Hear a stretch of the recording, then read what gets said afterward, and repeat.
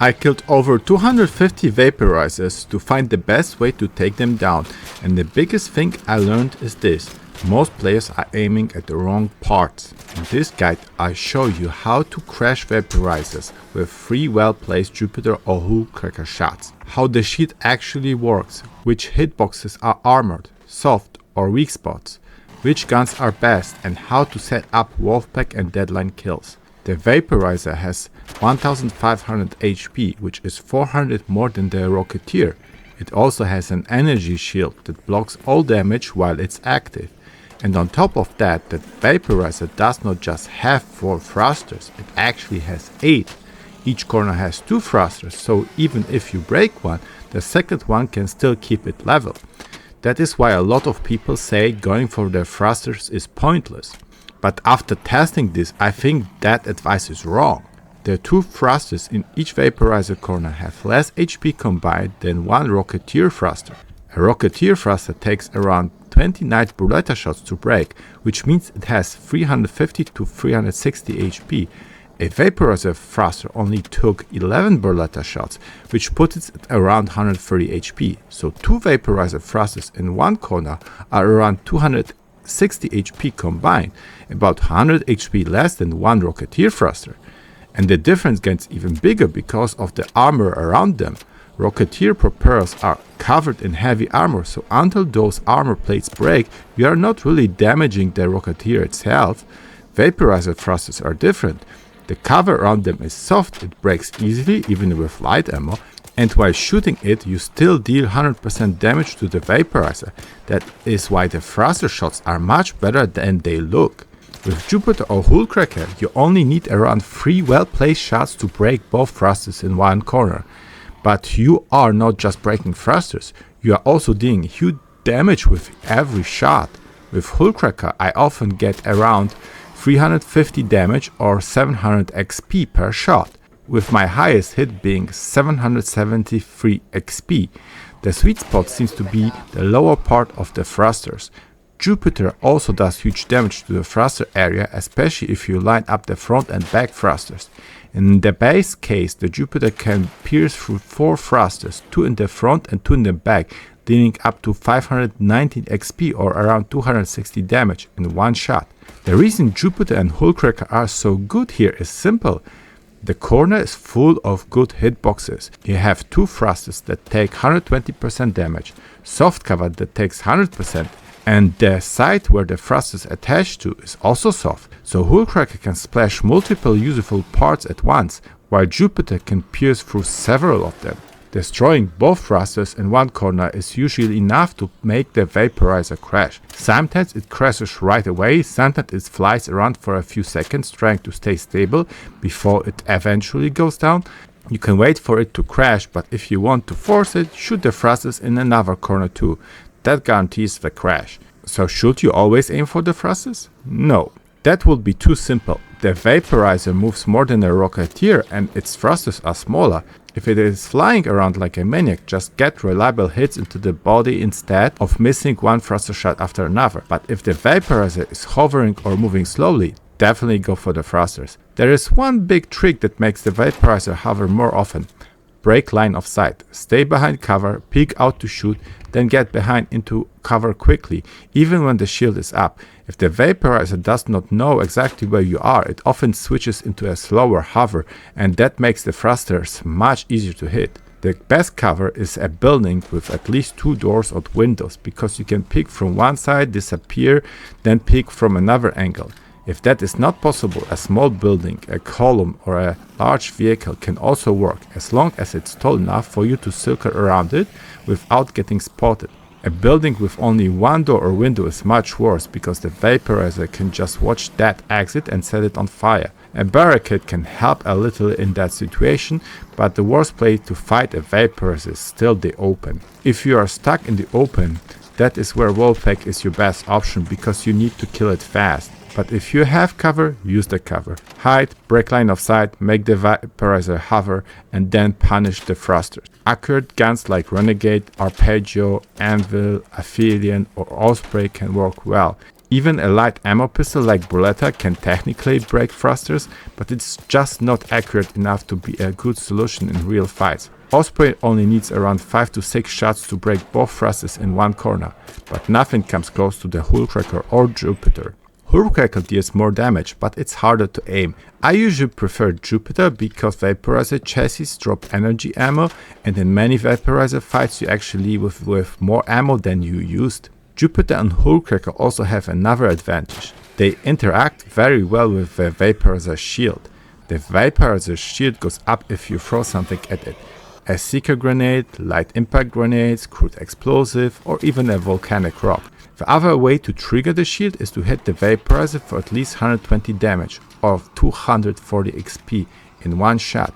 Once the shield goes up, it stays up for 7 seconds. After it drops, the Vaporizer cannot bring it back up again for around another 7 seconds. This can be good or bad depending on what you want. If you are trying to kill the Vaporizer quickly, the shield is annoying because one big shot can trigger it and force you to wait. But if you want to kill it safely, the shield can actually help you because while the shield is up, the Vaporizer cannot shoot you. So with Hullcracker or Jupiter, there is a very safe rhythm. Shoot once, trigger the shield, hide while the shield is up, wait for it to drop, wait another 7 seconds, then shoot again. Every shot over 120 damage hurts the Vaporizer and triggers the shield. Lighter guns do not trigger the shield with single shots, so you can keep shooting. But that also means the Vaporizer can keep attacking you. Now let's break down the hitboxes. The front of the Vaporizer is covered in medium armor.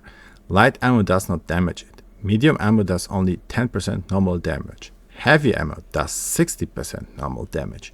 Most of the dark black plates on the Vaporizer are medium armor, but not all of them. These small black plates on the side are actually soft and take 100% damage. The dark part inside the half circle where the front thrusters are mounted is also soft, and the white plates are soft too. This is why ARC hitboxes are confusing. You cannot judge the Vaporizer only by color. You also have gray parts, the dark thruster mounts and the dark laser area, which are technically soft but only take 40% normal damage. That means that no matter what kind of ammo type you are using, you will do always 40% normal damage. So if your damage numbers look wrong, you might not be missing. You might be just hitting a bad multiplier. The eye next to the laser is different. That one is soft and also counts as a weak spot. Like the thrusters, it takes 120% damage. So if the Vaporizer is facing you and you cannot hit the thrusters, aim for that eye.